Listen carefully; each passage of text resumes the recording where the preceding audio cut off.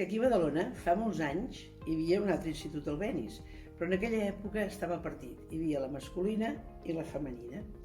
La femenina, que és la que anava jo, estava aquí a Badalona, a la Pep Ventura. Aleshores, l'Ajuntament es va cuidar més de la masculina i la femenina va tenir problemes econòmics i va tancar. Què va passar? Doncs que ens van avisar que quasi era final de curs. I ens vam trobar que no hi havia escola ni a les famílies ni als mestres. I 3 de les mestres de la femenina vam decidir fer una escola. Algunes famílies, al saber que fèiem una escola, es van esperar. I això sí que va tenir mèrit i és d'agrair, perquè a mig estiu encara no teníem local per posar-nos. Vam començar a treballar com uns camàlics, perquè en pocs dies es va haver de muntar tot. Un feia de lampista, l'altre pintava, l'altre... Bé, no paràvem, vaja. I el dia 3 d'octubre de l'any 1964 vam obrir l'escola, amb aquelles famílies que ens havien esperat i d'altres que van venir noves. Llavors, quan vam començar a fer l'escola, vam pensar com la volem.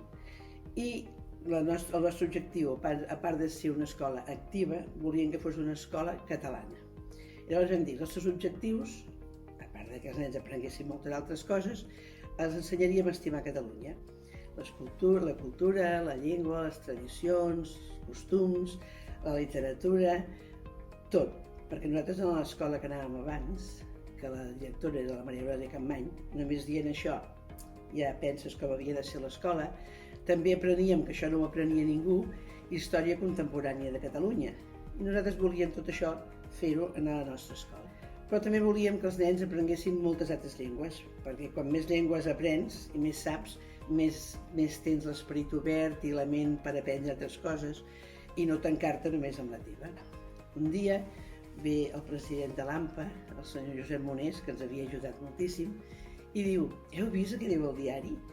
I no ho havíem vist. I ens va portar un retallet que feia 4 centímetres en un raconet que deia que les escoles que ho demanéssim ja podríem tenir un llibre de text en català. Vam ser la primera escola que vam demanar i vam tenir un llibre de text en català.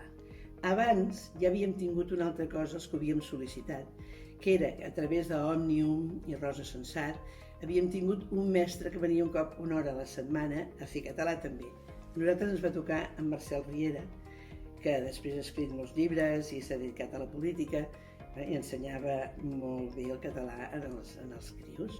Nosaltres, l'escola, estem contents de ser com som, de com hem sigut, de com som ara i que esperem ser més endavant, perquè hi ha alguna cosa en la nostra formació que a part de que aprenguin, que tinguin bones notes després, els fa ser personetes. I això és molt important perquè quan vas pel món et diuen es nota que és batolí aquest nen, té el segell batolí i això a nosaltres ens fa molta il·lusió.